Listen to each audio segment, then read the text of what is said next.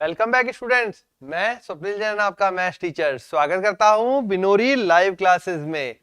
तो हमारे जो इंपॉर्टेंट क्वेश्चंस की सीरीज चल रही थी क्लास 12th की, उसमें हमने चैप्टर 1 स्टार्ट किया था, जो कि हमने आखिरी में स्टार्ट किया है ना।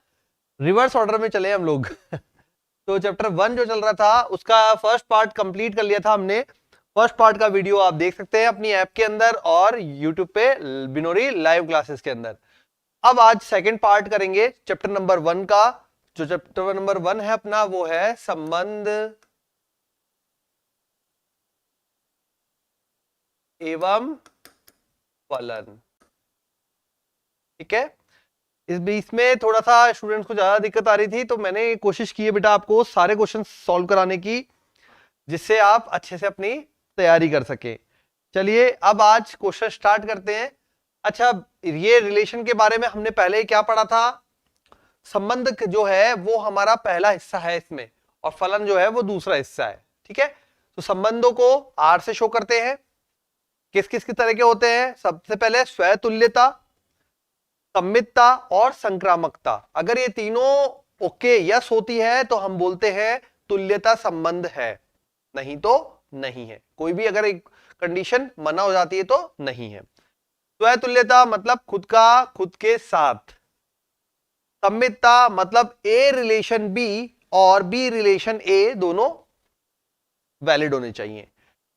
जो संक्रामकता है, a relation B, B relation सी दोनों मिलाकर बनाए यदि ए रिलेशन सी, तो अपन बोलेंगे संक्रामकता वैलिड है। ठीक है। तो करें स्टार्ट आज का क्वेश्चन। तो क्वेश्चन नंबर फर्स्ट से स्टार्ट करते हैं। आपकी बुक के क्वेश्चन नंबर 8 में है, ये 8 से है। तो ए जो दे रखा है वो हमें दे रखा है 1 2 3 4 5। ए जो है वो समुच्चय दे रखा है हमें 1 2 3 4 5, और साथ में बी जो है आर दे रखा है। आर जो रिलेशन है, जो संबंध है, वो इस प्रकार से है। ए कॉमा बी के अंदर, ए कॉमा बी में क्या बोला है? Mod A minus B, mod में ए माइनस बी सम है। ठीक है। मैंने या जितने भी आपको क्वेश्चन सॉल्व कराए बेटा इस चैप्टर के, कोशिश ये की है आपको थ्योरेटिकल पार्ट कम से कम लिखना पड़े, एक्सप्लेनेशन आप दे सके, है ना। फिर अपने शब्दों में थ्योरी उसकी बना के लिख दें कि भाई हाँ ये चीज है इसलिए ये हुआ है। तो अब ये तो अपने वो क्वेश्चन दिया है। ठीक है। अब अपन को स्टार्ट करना है सबसे पहले कि वही तीनों पॉइंट, स्वतुल्यता, सम्मितता एवं संक्रामकता। आज हम इसको कंप्लीट करके फलन पे एंट्री कर जाएंगे। ठीक है, आज की क्लास में, इसलिए बने रहे वीडियो के अंदर। पहले संबंध पढ़ लेते हैं, फिर अपन फलन स्टार्ट करेंगे। तो पहले जो हमें क्वेश्चन बोला है फिर वो करते हैं। आर हमें दिया है मॉड ए माइनस बी सम है। सबसे पहले आप क्या करेंगे? फर्स्ट पॉइंट स्व तुल्यता, है ना। एक ही पैटर्न पे चल रहा हूं मैं, हर क्वेश्चन के अंदर लिखने का तरीका बस बदलाया था। ठीक है, तो आ गया होगा आपको। चलिए अब ए आर ए ये बनाएगा हमारे लिए मॉड ऑफ ए माइनस ए बराबर 0। ठीक है। तो आप ये बोलेंगे यहां पे जो कि सम है। तो ये 0 अगर सम है तो ये हो गया हमारा, अतः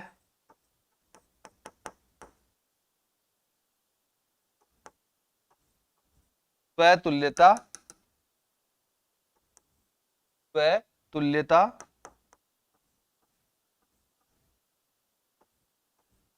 है। ठीक है, स्वतुल्यता है। अब आते हैं आगे सेकंड पॉइंट पे। सेकंड पॉइंट क्या है हमारा? स्वतुल्यता के बाद सेकंड पॉइंट है सम्मितता या सम्मित। अब सम्मित में यदि ए आर बी, मतलब क्या देगा? Mod of A minus B सम है, तब बी आर ए, जरा देखें, बी माइनस ए। अगर ये सम है तो ये भी सम होगा। क्यों? क्योंकि बेटा मॉड के अंदर है। आप क्या बोल सकते हैं यहां पे, यहां बोल सकते हैं अपन इसको मॉड माइनस कॉमन ले ले भाई, ए माइनस बी, और ये मॉड माइनस को खा जाएगा तो ए माइनस बी सम होगा। अतः सम्मित है। अब आते हैं थर्ड पॉइंट पे, संक्रामकता। ठीक है, संक्रामकता देखते हैं भाई। पॉइंट नंबर थर्ड, संक्रामक। यदि अब बात करें ए आर बी, ठीक है, यदि ए आर बी, तो देखें ए आर बी क्या देगा हमें, मॉड ए माइनस बी सम, व बी आर सी ये क्या देगा, मॉड बी माइनस सी सम। तब इन दोनों को जोड़ के देखें, यदि इन दोनों को ऐड करते हैं तो क्या बनेगा, ए minus B, B minus C, ये बी से बी कैंसिल हो गया, अपने पास आ गया ए माइनस सी। ठीक है, बन रहा है ए माइनस सी। तो हम क्या बोलेंगे, ये सम है तो ए माइनस सी भी सम होगा। ठीक है, अब ये सम होगा तो इसने हमें क्या दिया, इसने दे दिया ए आर सी, अतः संक्रामक है। तो तीनों बिंदु सेटिस्फाइड हो रहे हैं, अतः तुल्यता संबंध है। ठीक है, अब आपने ए और बी से ही देखा, इससे क्यों नहीं देखा, 1 2 3 4 5 से, तो कोई भी आप रख के देख लीजिए वैल्यू। जो मैंने मेथड डाला है उसमें आप कोई भी वैल्यू रख लीजिए, बस वैल्यू आपको 1 से 5 तक के बीच में लेनी है। ऑटोमेटिकली आप यहां पे पाएंगे कि सॉल्व हो जाएगा। देखो स्वतुल्य में अगर मैं 1 लूंगा तो 1 माइनस 1 ही करूंगा, 0 बनेगा। सम्मितता में अगर मैंने 1 और 3 लिया तो 1 माइनस 3 कितना बना, सम बना। तो 3 माइनस 1 वो भी सम बनेगा, हो रहा है। उसके बाद वहां पे मैं लूंगा 1 माइनस 3 सम है, 3 माइनस 5 सम है, तो 1 माइनस 5 भी सम आ रहा है। ठीक है, तो कोई भी कॉम्बिनेशन लेंगे ये तीनों कंडीशन पे वर्क करेगा, इसलिए मैंने आपको कॉमन ए बी सी लिया है। ठीक है, अब इसी में बोला है 1 3 5 के सभी अवयव एक दूसरे से संबंधित हैं। ठीक है, क्वेश्चन में आगे बोला है बेटा कि इसी क्वेश्चन में 1 3 5 के सभी अवयव एक दूसरे से संबंधित हैं। 1 3 5 व 2 4 दोनों के लिए के सभी अवयव, है ना, के सभी अवयव एक दूसरे से संबंधित हैं। ठीक है, ये अपन को बताना है कि एक दूसरे से सभी अवयव संबंधित हैं। चलिए बता देते हैं।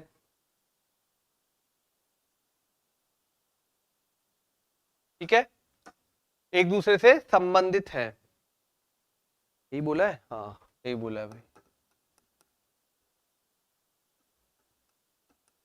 फिर आगे क्या बोला है, फिर बोला है प्रश्न में, और परंतु 1 3 5 का कोई भी अवयव 2 4 के किसी भी अवयव से संबंधित नहीं है। ठीक है, 1 3 5 ये यहां पे क्वेश्चन में ये बोलना चाह रहा है 1 3 5 के सभी अवयव एक दूसरे से संबंधित है, और फिर बोला है 2 4 के सभी अवयव एक दूसरे से संबंधित है, परंतु दोनों आपस में संबंधित नहीं है। ठीक है, मतलब ये तो अपना कंबाइन था। ठीक है, 1 2 3 4 5 के लिए, उसके लिए हमने सिद्ध किया। अब हमें 1 3 5 के लिए चेक करना है तो भी सेम आ रहा है। ठीक है, फिर हमें 2 4 के लिए चेक करना है तो भी सेम आ रहा है, परंतु जो 1 3 5 और 2 4 है वो आपस में एक दूसरे से संबंधित नहीं है। आपस में एक दूसरे से संबंधित नहीं है, मतलब ये कि जो 1 3 5 के अवयव हैं वो खुद तो है आपस, ठीक है, लेकिन 1 3 5 वाले 2 4 के साथ संबंधित नहीं है। तो यहां पे क्वेश्चन में 3 भाग पूछे आपसे घुमा घुमा कर। ठीक है, करें स्टार्ट, तो करते हैं। अब देखिए, पहले तो 1 3 5 के लिए जब आप कोई भी लेते हैं इसके अंदर, तो आर, यहां पे आर जो बनता है वो बनता है 1 -3 2 सम है।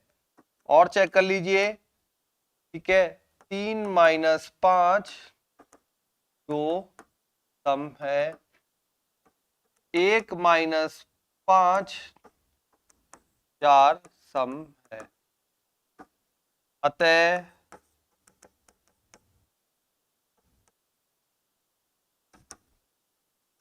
ठीक है, संबंधित है। ये तो हो गया। अब आ जाओ 2 और 4 के लिए, सिर्फ चेक करके देखना है संबंध है ही नहीं है। ठीक है, 2 और 4 के लिए करके देखो, r बराबर 2 -4, अतः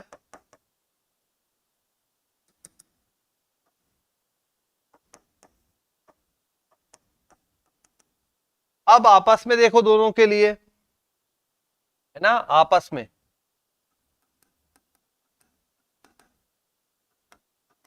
एक वैल्यू इसकी उठानी है, एक इसकी उठानी है। 1 -2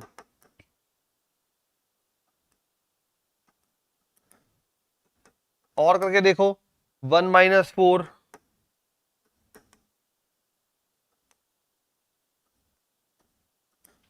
अतः आपस में संबंधित, है ना, आपस में संबंधित नहीं है। अब आ गया समझ में? ठीक है, 1 3 5 के लिए जब करके देखा संबंध बन रहा है, जब आपने 2 और 4 के लिए करके देखा संबंध बन रहा है, लेकिन जैसे ही अपन दोनों के कंबाइन में शिफ्ट हुए एक भी संबंध नहीं आ रहा है। तो यहां यही बोल रहा था वो, ये आपको सिद्ध करके देना था कि 1 3 5 के लिए संबंध हो रहा है, 2 4 के लिए संबंध हो रहा है, बट दोनों को मिला के संबंध नहीं हो रहा है। क्वेश्चन पे आते हैं नेक्स्ट। ठीक है, नंबरिंग मैंने डाल रहा आपके लिए यहां पे, अब आपको ठीक है सेल्फ नंबरिंग बुक से मिल जाएगी। तो अगला क्वेश्चन जो बोला है वो बोला है समुच्चय ए बराबर x बिलोंग्स टू z। ए में जो बोला है वो बोला है x बिलोंग्स टू z। ठीक है, पूर्णांकों का समुच्चय 0 से 12, आ गया 0 to 12 x की वैल्यू। अब आपको फर्स्ट जो चेक करना है वो चेक करना है कौन सा वाला, a - b 4 का एक गुणज है। r बराबर a, b, a - b odd में है, 4 का एक गुणज है।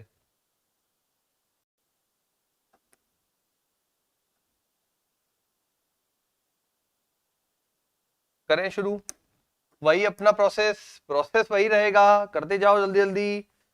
अब जब आप करेंगे 4 का गुणज है, देखिए जरा, सबसे पहला अपना स्वतुल्यता। स्वतुल्यता मतलब ARA। जब ARA करेंगे अपन तो R बराबर बनेगा mod of A - A equal to 0। ठीक है, 4 का गुणज है। ठीक है, तो यहां पे ये बोल सकते हैं अपन a माइनस ए जो है वो 0 बनाया, मल्टीपल ऑफ 4 मतलब 4 का गुणज है। अब आएंगे अपन इस पे सममितता पे।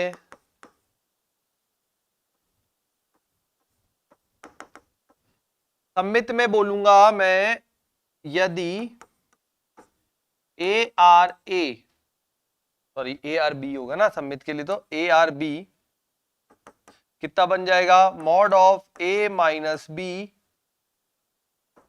4 का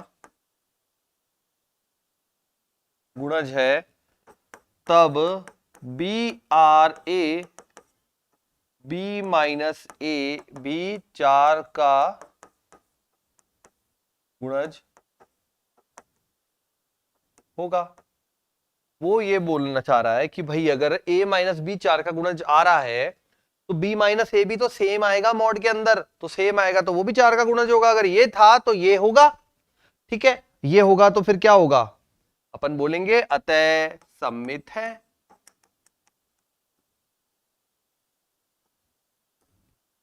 अब आते हैं संक्रामकता पे।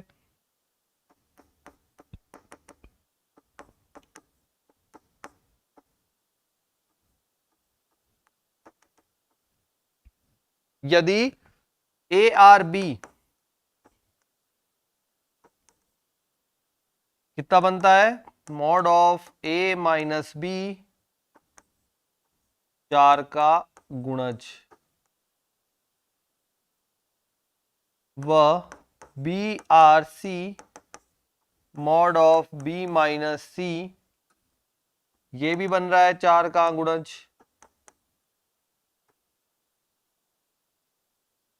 ठीक है। तब दोनों को ऐड किया अपन ने, दोनों को जोड़ते हैं वापस से, तो जोड़ेंगे तो ये क्या बन जाएगा, a माइनस बी 4 का गुणज प्लस b माइनस सी 4 का गुणज, ऐसे लिख के जोड़ दो, कितना बन जाएगा, a माइनस सी 4 का गुणज। तो अगर a माइनस सी आ गया तो आप क्या बोल सकते हैं, ए आर सी। अतः संक्रामक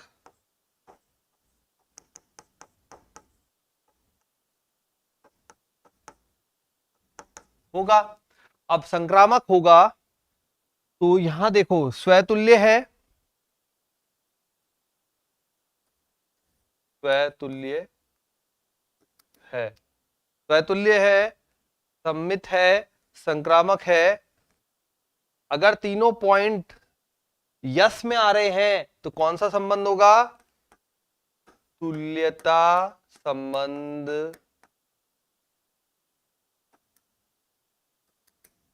है, ठीक है।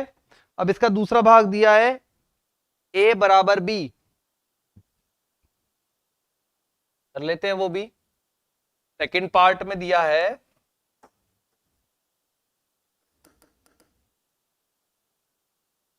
a कॉमा b,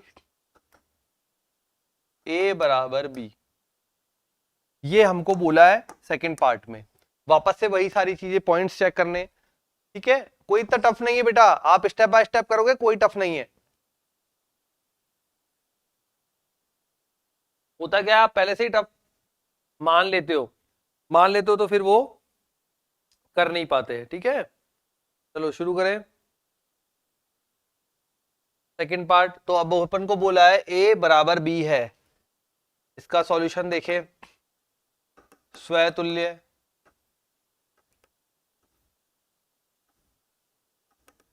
क्या लोगे, ए आर ए इंप्लाइज, क्या इंप्लाई हुआ, तो ये बन गया अपने पास a बराबर a, होता है ना, बिल्कुल वैलिड है, कोई दिक्कत नहीं है, होता ही है। अतः स्वतुल्य है। सेकंड पे आ जाओ, सममित, यदि ए आर बी, क्या बोल रहा है, ए बराबर बी है, तब बी आर ए, बी बराबर ए होगा, है ना, ए बराबर बी है तो बी बराबर ए होगा, अतः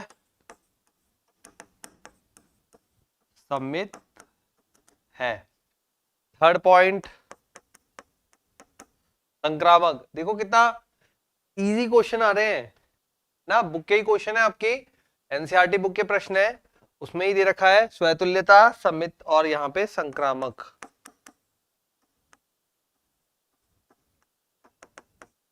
देखिए जरा, यदि ए आर बी मतलब ए बराबर बी है, व बी आर सी मतलब बी बराबर सी है, तब ए बराबर बी है, बी बराबर सी है, तो आप क्या बोलेंगे, ए बराबर बी बराबर सी, अतः ए बराबर सी, ए आर सी संक्रामक होगा। स्वतुल्य है, सममित है, संक्रामक है, तो कौन सा संबंध है, तुल्य संबंध है, ठीक है, तो तुल्य संबंध है। इस प्रकार से हमने क्वेश्चन नंबर ये 9 जो भी था आपका वो कंप्लीट कर लिया, ठीक है। तो बढ़ते हैं अपने अगले क्वेश्चन पे। तो अगला क्वेश्चन है हमारा, देखिए जरा उसमें क्या बोला है। अब इसमें बोला है हमें कि यस,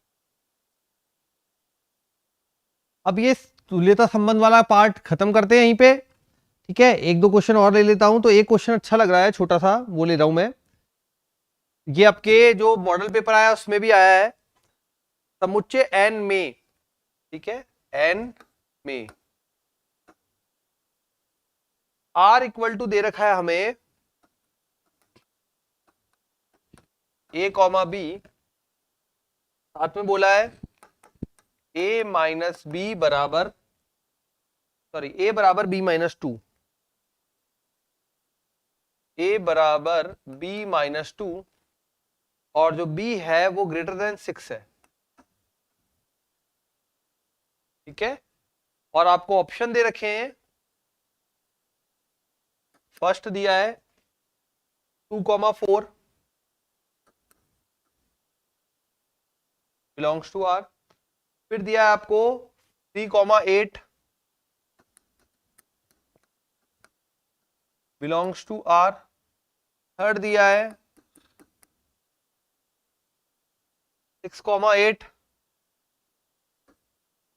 बिलोंग्स टू आर, और फोर्थ दिया है, वो दिया है 8,7 बिलोंग्स टू आर। अब सब यहां पे ये बोलना चाह रहा है भाई इनमें से कौन सा रिलेशनशिप जो है वो वैलिड होगा इस पर्टिकुलर कंडीशन के लिए। अब आप अगर इसको ढंग से देखें तो n होता है प्राकृत संख्याओं का समुच्चय, r बराबर a कॉमा b दिया है, हमें a और b की वैल्यूज उठानी है, लेकिन b जो है वो ग्रेटर देन 6 होना चाहिए। तो पहले तो आपको ये पता होना चाहिए ग्रेटर देन 6 होना चाहिए, मतलब देखो यहाँ पे b जो होगा वो सेकंड वाला है, तो ये तो यहाँ पे 4 है, ये तो वैसे ही कट हो गया, 8 8 7, यहां 3 जो कंडीशन है वो वैलिड आ गई। अब अपन देखते हैं r बराबर बनाकर कि क्या बन रहा है, ठीक है। अब b की वैल्यू मैंने पहले 7 रखी, तो a कितना आया, a देखो 7 माइनस 2, a 7 में से 2 गया तो यहां गया 5 और 7, एक तो ये बना, ये कॉम्बिनेशन है नहीं है।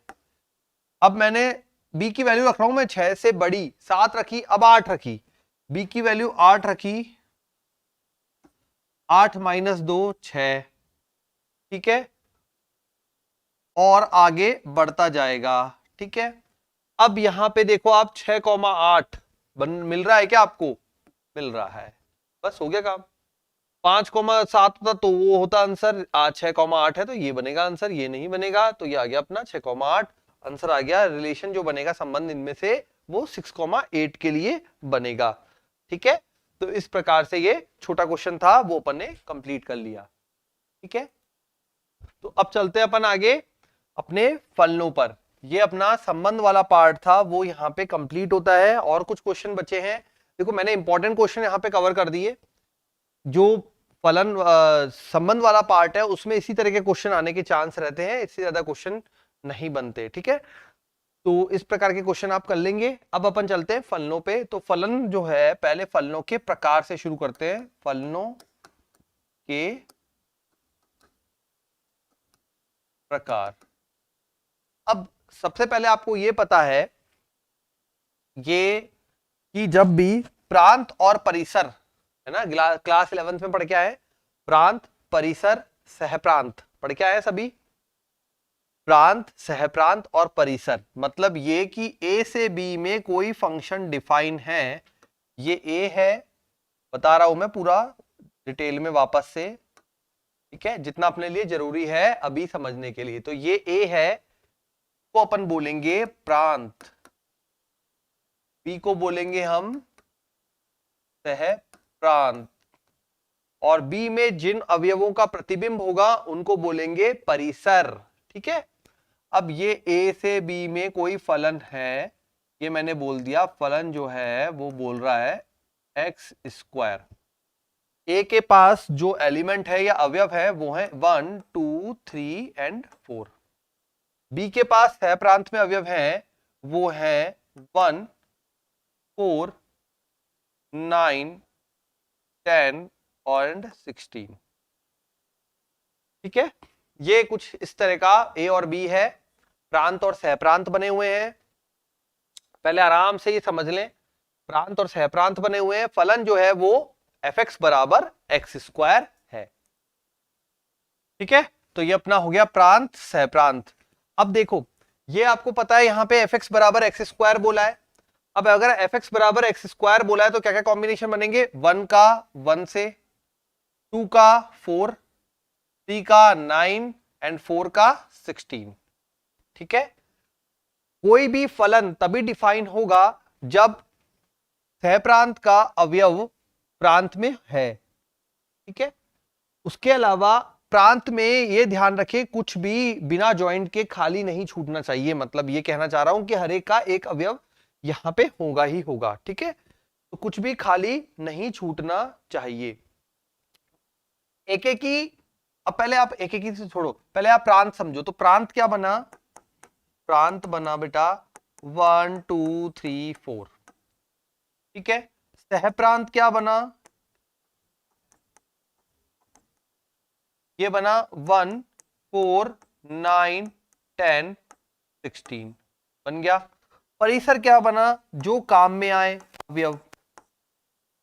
कौन कौन से आए? 1, 4, 9, 16। 1, 4, 9, 16। ठीक है, 10 का कोई भी प्रतिबिंब नहीं है, 10 का नहीं बना। तो ये अपना प्रांत हो गया 1, 2, 3, 4। सहप्रांत हो गया 1, 4, 9, 10, 16 एंड परिसर हो गया 1, 4, 9, 16। इस प्रकार से अपन ने प्रांत, सहप्रांत और परिसर पहले समझ लिया। अब आपको जो 12th में पढ़ना है वो क्या पढ़ना है समझिए। एक एक ही, एक एक ही मतलब एक प्रांत का सहप्रांत में एक ही कॉम्बिनेशन हो, मतलब ये जो है एक का एक ही अवयव से प्रतिबिंब हो। ठीक है, अब वो प्रतिबिंब हो तो अब देखो यहां पे अपन इंपॉर्टेंट क्वेश्चन या जल्दी जल्दी रिवीजन वाला टाइप कर रहे हैं। ठीक है, तो डिटेल में नहीं समझने का टाइम नहीं है। अगर आपने डिटेल में नहीं पढ़ा है बेटा तो फिर अलग से जब वीडियो बनेगा, अभी 11th क्लास के वीडियोस चल रहे हैं उसमें आ जाएगा प्रांत, सहप्रांत, प्रतिबिंब, किस प्रकार के वर्डिंग्स अपन यूज करते हैं। अभी यहां पे समझिए शॉर्ट में। तो एक एक ही फलन में क्या होता है, हर एक प्रांत से सहप्रांत का जो एक ही फलन के साथ कॉम्बिनेशन हो, और ठीक है एक का एक के साथ अगर कहीं भी दो के जॉइंट आ जाते हैं। ठीक है, जैसे मान लीजिए यहां पे क्या हुआ, ये तो यहां पे समझ में आ गया।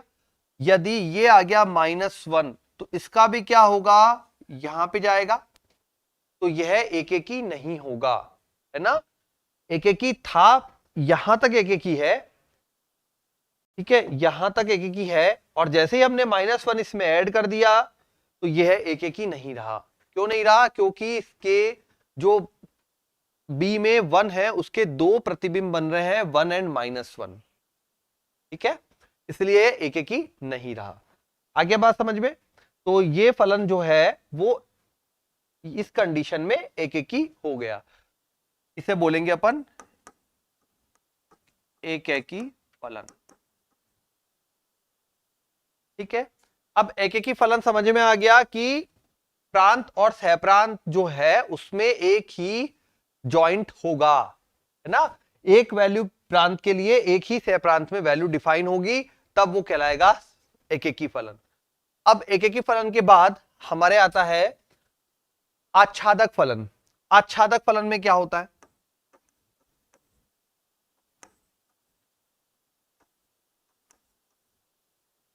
आच्छादक फलन में बेटा सहप्रांत और बराबर परिसर हो जाए, सहप्रांत बराबर परिसर हो जाए तो हो जाएगा आच्छादक फलन, ठीक है।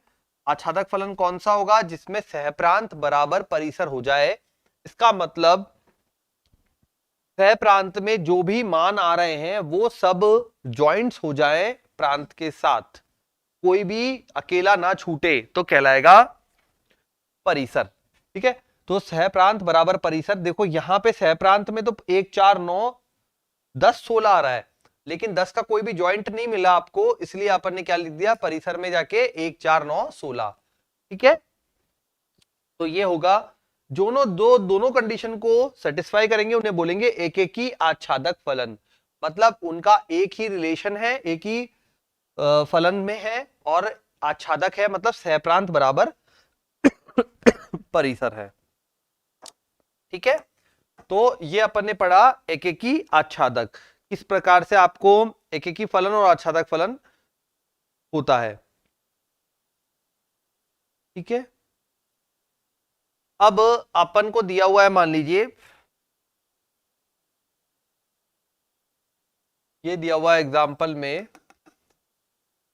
एक सेट है 1 2 3 और इसको बोला हुआ है 1 2 3, ठीक है। अब आपको देखना है कि यहां पे यह एक एक ही है, आच्छादक है कि दोनों है ना। तो सबसे पहले देखिए 1 2 3, ये 1 2 3, फिर हमको बोला है यहां पे भी 1 2 3, 1 का 1 के साथ, 2 का 2 के साथ, 3 का 3 के साथ, ये हमको फलन बोला है। तो यहां पे एक एक ही है, वह आच्छादक भी है,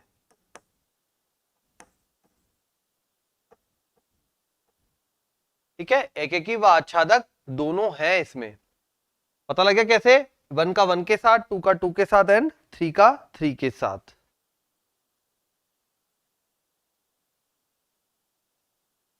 अब आगे बढ़ते हैं।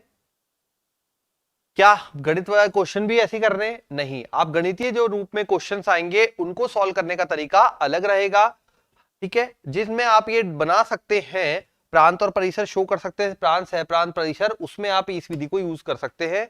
जहां पे आप शो नहीं कर पाए बेटा, वहां पे आप, ठीक है, मैथमेटिकल रूप से करेंगे। तो अभी अपन जब क्वेश्चन करेंगे तो कंसिडर करते हैं, ठीक है। तो क्वेश्चन नंबर फर्स्ट ले रहा हूं, वो ले रहा हूं, आपको बोला है एफ एक्स बराबर 1/x, एफ एक्स जो दे रखा है वो दे रखा है 1/x, ठीक है। फिर बोला है परिभाषित फलन f जो है वो है r टू r, f जो है वो है r to r, r star के अंदर, ठीक है।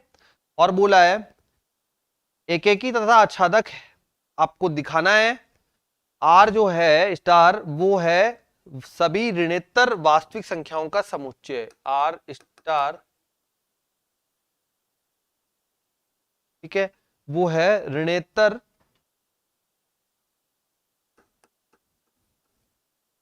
वास्तविक संख्याओं का समुच्चय आर स्टार। फिर बोला है, वो आगे देखेंगे अपन, तो पहले ये भाग आप समझ लें इसको कैसे सॉल्व करना है।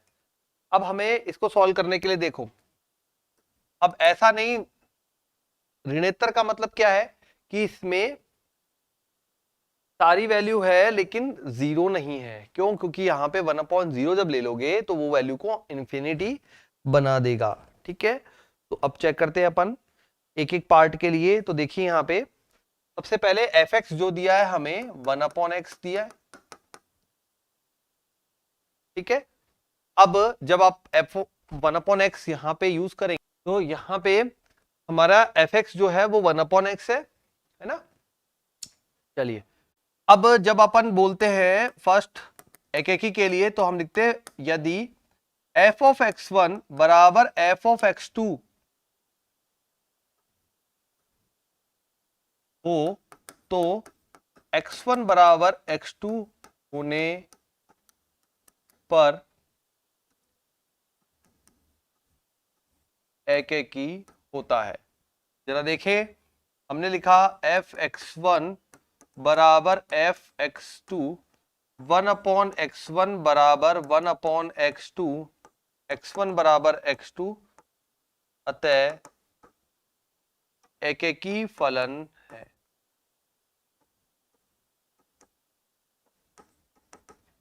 ठीक है, समझ गए ये बात? एकेकी फलन है। कैसे किया? जब अपन ने वैल्यूज पुट करी यहां पर f(x1) बराबर f(x2), 1/x1 बराबर 1/x2, तो x1 बराबर x2 आ गया, तो एकेकी फलन है। अब सेकंड पॉइंट जो है वो अपन लेते हैं कि fx बराबर है y बराबर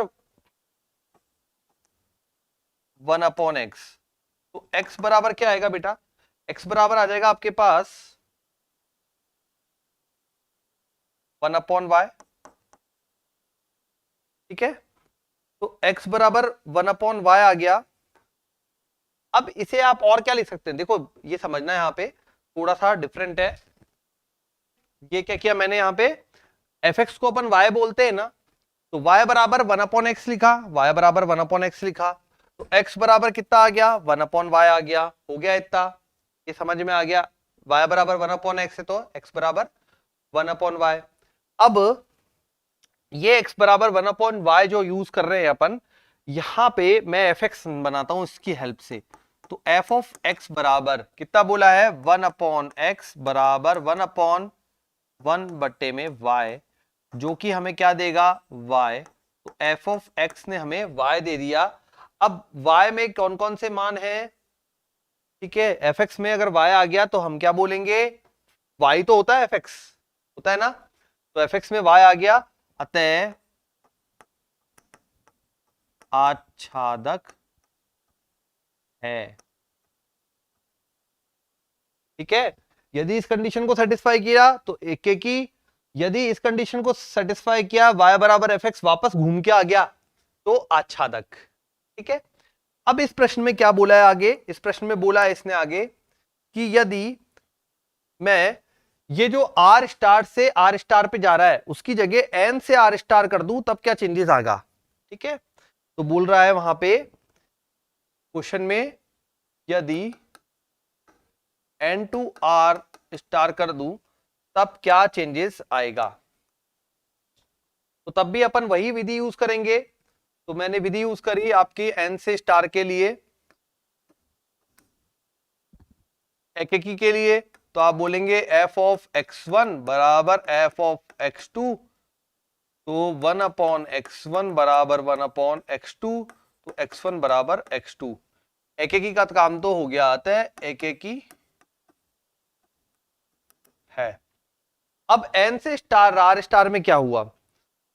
n से r स्टार में बेटा ये हुआ कि यहां पे जो प्रांत वाला भाग है वो आपकी प्राकृत संख्याएं हैं, है ना, और r स्टार है। अब आप सोच के देखो यहां पे, ठीक है, प्राकृत संख्या है और वहां पे r स्टार में बहुत सारी वैल्यूज हैं। ठीक है, तो क्या कुछ ना कुछ छूट जाएंगी? यस, कुछ वैल्यूज अपनी छूट जाएंगी। जैसे कि मैंने ये बोला आपको, मान लीजिए ये यहां से आपको अच्छे से समझ में आ जाएगा के अंदर। अब यहां पे जो जो n है वो ये रहा, r स्टार ये रहा, ठीक है। r स्टार के अंदर हमने क्या बोला था, हमने r स्टार में बोला था वास्तविक संख्याओं का समुच्चय है जो ऋणोत्तर संख्याएं हैं, ठीक है। और n में क्या क्या है, n में प्राकृत संख्या है, तो मैंने 1 2 3 4 एंड सो ऑन कर दिया। अब जब इसमें कॉम्बिनेशन ये बनेगा तो आपको क्या बोला है, fx बराबर 1/x। पहला यहां पे 1 भी होगा, ठीक है, यहां पे 1.1 1.2 1.3 2 2.1 इस तरीके से सब कुछ होने वाला है। तो जब 1 का कॉम्बिनेशन बनेगा 1/1 से तो ये बन गया, 2 का बनेगा तो 1/2 1.5 आ जाएगा, है ना, सॉरी 0.5 आएगा, ठीक है, 1/2 इज 0.5, ठीक है। फिर 3 का बनाओगे तो 1/3 आ जाएगा, 4 का बनाओगे तो 0.25 आ जाएगा, ऐसे बढ़ता जाएगा। तो यहाँ पे तो बहुत सारी वैल्यू छूट गई आर के अंदर, तो वास्तविक संख्याओं के समुच्चय में तो बहुत सारी वैल्यू छूट गई। तो मैंने क्या बोला था, यहाँ पे सहप्रांत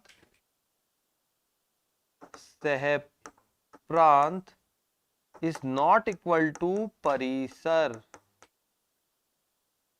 अतः आच्छादक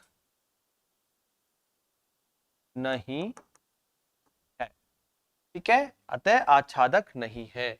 आगे बात समझ में। तो इस टाइप से आपको क्वेश्चन अटेम्प्ट करना है। एक एक की अपना डायरेक्ट चेक हो गया, एक का एक ही कॉम्बिनेशन बन रहा है, लेकिन जब आच्छादक की बात आई तो आपने चेक कर लिया। देखो दिमाग में आपकी इमेज तैयार रहनी चाहिए बेटा, यहाँ पे क्यों नहीं हुआ था, यहाँ पे आर से आर स्टार से आर स्टार में था, तो आर के अंदर सारी वैल्यूज थी, तो सभी मान थे, तो वो सभी मानों को जब 1/, करेंगे तो सभी मान वापस रिवर्ट कर देगा, है ना। तो इसलिए हमने यहाँ पे आर स्टार बोला था, ठीक है। लेकिन जैसे यहाँ पे एन ले लिया प्रांत में तो कंडीशन बदल गई, ठीक है।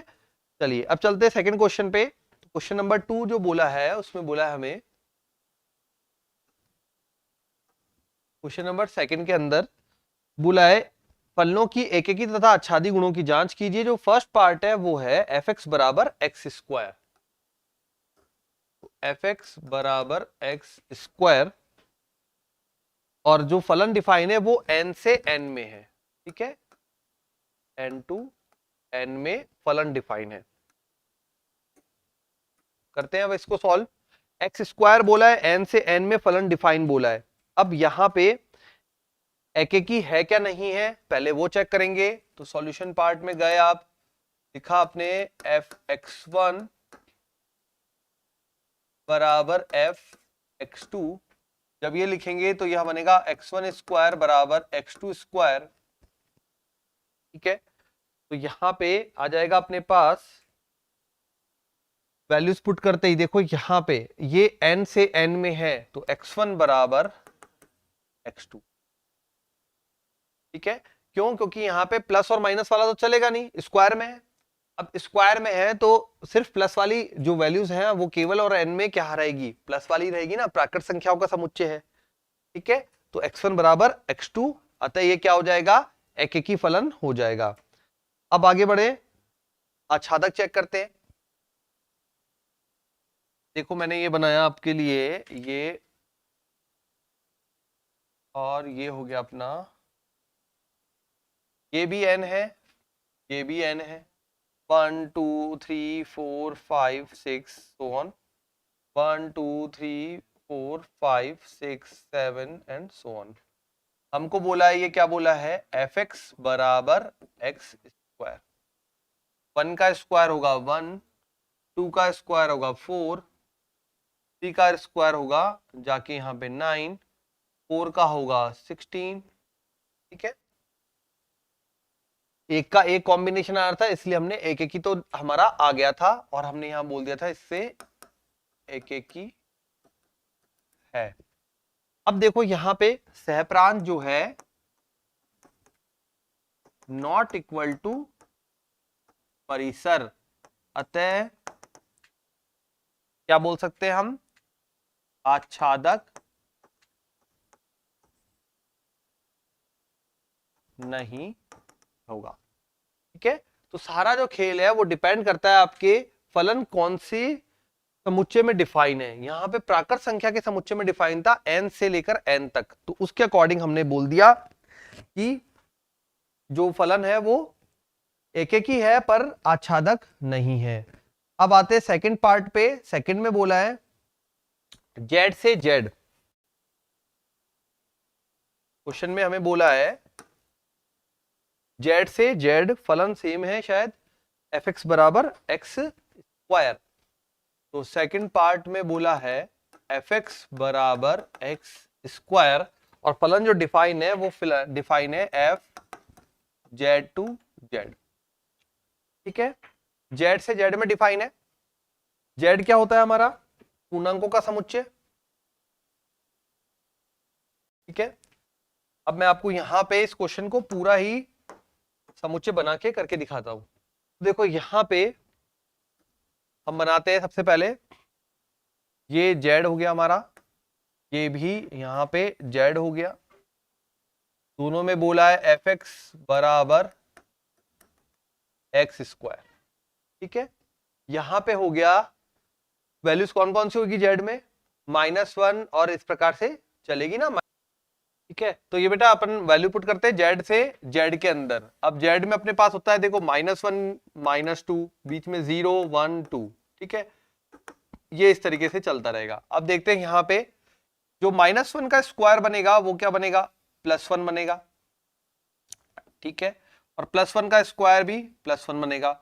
-2 का स्क्वायर बनेगा 4 बनेगा, और +2 का स्क्वायर भी 4 बनेगा। 0 का स्क्वायर 0 बन जाएगा। ठीक है, तो यहाँ पे वैल्यूज और भी होंगी, यहाँ -1 -2 ये सब बिखरी हुई z में रह गई अपने। तो देखो आपको ये पता होना चाहिए ना, पहले आपको ये n प्राकृत संख्या, z पूर्णांक, इसमें कौन कौन सी संख्याएं आती है ये सब आपको पता होना चाहिए। जो प्री डिफाइंड समुच्चय है उनकी डिटेल आप लोगों के पास होनी चाहिए। उसके लिए आप क्या करेंगे, अपनी ऐप पर जाएंगे, वहां पे क्लास 11th का सेक्शन बना हुआ है, उस 11th के सेक्शन में समुच्चय पे जाएंगे। समुच्चय के अंदर मैंने बताया है कौन कौन से जो प्री डिफाइंड सेट है उसमें कौन कौन से होते हैं। तो n जो होता है वो प्राकृत संख्या का समुच्चय होता है, z जो है वो यहाँ पे पूर्णांकों का समुच्चय है। n में 1 से लेकर गिनती चलेगी आपकी 1 2 3 4 5 और डैश डैश। z में आपकी चलेगी गिनती माइनस वाले से लेकर प्लस वाले तक। तो माइनस के भी सारे आएंगे, प्लस के भी सारे आएंगे, बट पूर्णांक आएंगे मतलब पूरे पूरे। ठीक है, जीरो को सम्मिलित करते हुए। तो ये आ गया अपने पास इस प्रकार से। अब ये बता दो मुझे एक एक ही है क्या? एक एक ही है क्या? तो -1 का भी +1 आ रहा है, +1 का भी +1 आ रहा है, मतलब दो जॉइंट्स आ रहे हैं, दो जॉइंट्स आ रहे हैं, तो एक एक ही नहीं है। ठीक है, एक एक ही नहीं है। जब भी ये दो जॉइंट्स बन जाए एक एक ही नहीं है। उसके बाद आच्छादक है क्या? यहां पे -z में तो माइनस भी तो बैठा है, तो -2 -3 -4 सब छूट गए, तो खाली नहीं छूटना चाहिए था। तो आप क्या लिखेंगे? सहप्रांत इज नॉट इक्वल टू परिसर, अतः आच्छादक नहीं है। ठीक है, आया समझ में? चलिए नेक्स्ट देखते हैं। थर्ड पॉइंट जो दे रखा है, थर्ड पॉइंट को क्वेश्चन उसमें दिया है हमें fx बराबर, थर्ड में दिया है x स्क्वायर r से r के अंदर, और ये दिया है हमें फलन जो डिफाइन है वो r से r में है। r जो होता है वो वास्तविक संख्याओं का समुच्चय है, मतलब माइनस अनंत से प्लस अनंत तक सभी संख्याएं इसमें सम्मिलित हैं, आयोटा वाली छोड़कर या कॉम्प्लेक्स सम्मिश्र संख्या छोड़कर। ठीक है, देखिए जरा इसमें क्या हो।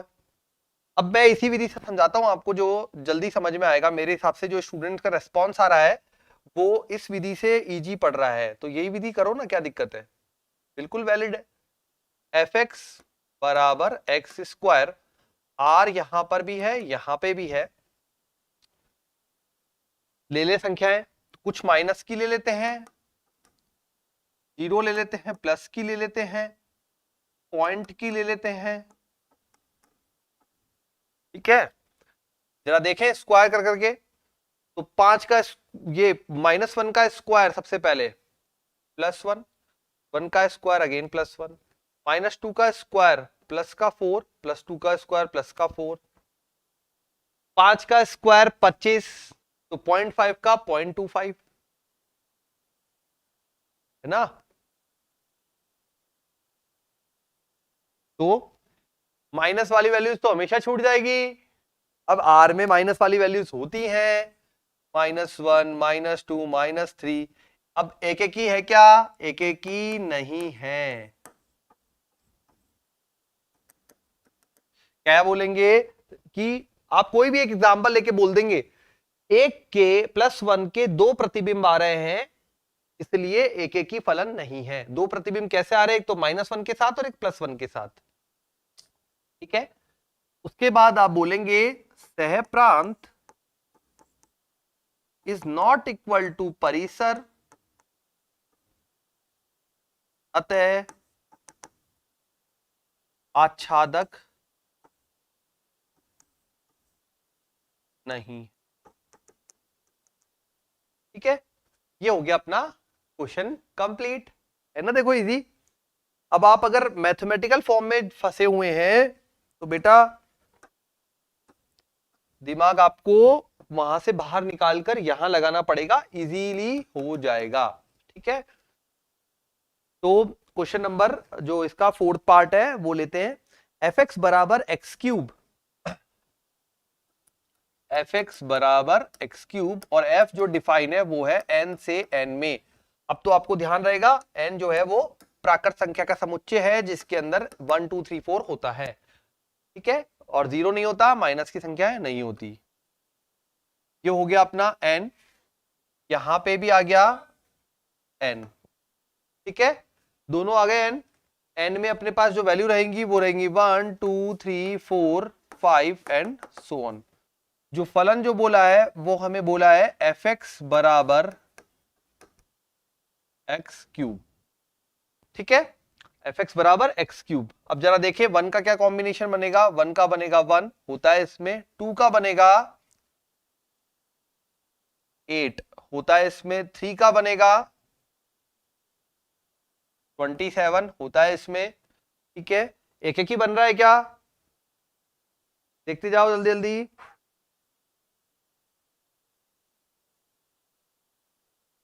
ठीक है, उसके बाद 4 का होता है 64 एंड सो ऑन। लेकिन अब देखें अगर यहां पे तो 2 छूट गया, 3 भी छूट गया, 5 भी छूट गया। जो छूट गया तो अपन बोलेंगे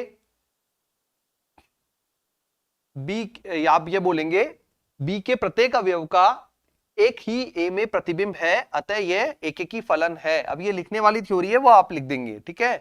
मैं आपको यहां पे समझाने की ज्यादा कोशिश करूंगा क्वेश्चन। तो एक एक ही फलन है, बी के प्रत्येक अवयव का ए में एक ही अवयव है, एक ही प्रतिबिंब है, सॉरी, बी के प्रत्येक अवयव का ए में एक ही प्रतिबिंब है, अतः बी के अवयवों का ए में एक ही प्रतिबिंब है, अतः क्या होगा? ये एक एक ही फलन होगा, है ना, एक एक ही फलन हो जाएगा 4th पार्ट में। तो एक एक ही तो हो गया। अब अपन को देखना है आच्छादक है कि नहीं है, ठीक है। आच्छादक देखें जरा, ये छूट गए ना, तो सह प्रांत इज नॉट इक्वल टू परिसर, अतः आच्छादक नहीं है। तो आच्छादक नहीं है, एक एक ही है। अब आते हैं इसी पे 5th पार्ट जो हमको दिया है वो दिया है f(x) बराबर x³ फलन जो है वो Z2Z में है, मतलब पूर्णांकों के समुच्चय में डिफाइंड है। अब पूर्णांकों का समुच्चय है तो जरा लेते हैं सॉल्यूशन में। ये बनाया हमने Z, ये बनाया Z, ये एफ एक्स बराबर बोल दिया एक्स क्यूब, ठीक है। करें शुरू। यहां पे कुछ वैल्यूज ले लो, माइनस की भी प्लस की भी, तो -1 -2 0 1 2। देखें जरा क्यूब करके, -1 का क्यूब दैट इज -1, -2 का क्यूब दैट इज -8, 0 का क्यूब दैट इज 0, 1 का क्यूब +1, 2 का क्यूब 8, ठीक है। एक का एक के साथ कॉम्बिनेशन आ रहा है, बिल्कुल परफेक्ट है, तो एक एक ही तो है, ठीक है। अब देखें आच्छादक है कि नहीं है, यहां पे कोई वैल्यू बच रही है क्या? तो देखो यहां पे कौन सी वैल्यू बच गई, यहां पे बच गया, एक आया 8 आया, तो बीच में 2 बच गया, 3 बच गया, 4 बच गया, 5 बच गया। पूर्णांक है तो इसमें पॉइंट वाली संख्याएं नहीं आ सकती, तो उनका स्क्वायर भी नहीं होगा, तो यहां पे आप बोलेंगे सहप्रांत इज नॉट इक्वल टू परिसर, अतः आच्छादक नहीं है, ठीक है। तो जैसे कि रेस्पॉन्स मिला है बच्चों, तो आपको ये मेथड थोड़ा इजी लग रहा है, तो मैंने इसी मेथड से आपको क्वेश्चंस कराए हैं। यहां पे एफ एक्स बराबर एक्स क्यूब जेड से जेड के लिए ये होता है कंप्लीट। नेक्स्ट क्वेश्चन है अपना, पे आते हैं, तो question number third, question number third में बोला है, क्वेश्चन ही नाम दे देता हूं ना, थर्ड सेकंड आप देखते रहना। तो एफ एक्स बराबर है महत्तम पूर्णांक फलन, एफ एक्स बराबर ये एक्स है, इसे अपन बोलते हैं महत्तम पूर्णांक फलन, ठीक है। ये आर से आर में डिफाइन है, आर से आर में। अब आप देखें एक एक ही है, आच्छादक है और क्या है। सबसे पहले तो महत्तम पूर्णांक फलन सबको पता होना चाहिए। महत्तम पूर्णांक फलन मतलब बेटा ये होता है, यदि आपके पास x+1 है तो देगा x, यदि आपके पास x माइनस, ठीक है, x माइनस कुछ भी वैल्यू है तो ये देगा x-1, पीछे देगा एक, ठीक है। और यदि आपके पास x है तो ये देगा x। उसी प्रकार से एक और एग्जांपल देख लो, जिनके पास 3 + h लिखा है उनको देता है ये 3, जिनके पास सिर्फ 3 लिखा है उनको देता है 3, और जिनके पास 3 - h लिखा है उनको देता है 3 - 1 = 2, ठीक है। तो ये होता है महत्तम पूर्णांक फलन, अपना लिखने का तरीका। अब यहां पे जब r से r में ये डिफाइन है, तो इसके अंदर वैल्यू पुट करके शुरू करते हैं अपन। तो यहां पे देखिए r से r में, तो एक एक ही और आच्छादक अपन को बनाना है। सबसे पहले डायग्राम बना लेते हैं, फिर अपन स्टार्ट करेंगे। अब डायग्राम के लिए यहां पे ये हो गया अपना r और एक और r, ठीक है, r से r में ये अपना फलन हो गया। और क्या बोला है, एफ एक्स बराबर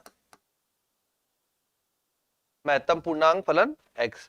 अब यहां r के अंदर सभी मान होते हैं, नेगेटिव वाले भी, पॉजिटिव वाले भी, और 0 पॉइंट वाले सब मान होते हैं।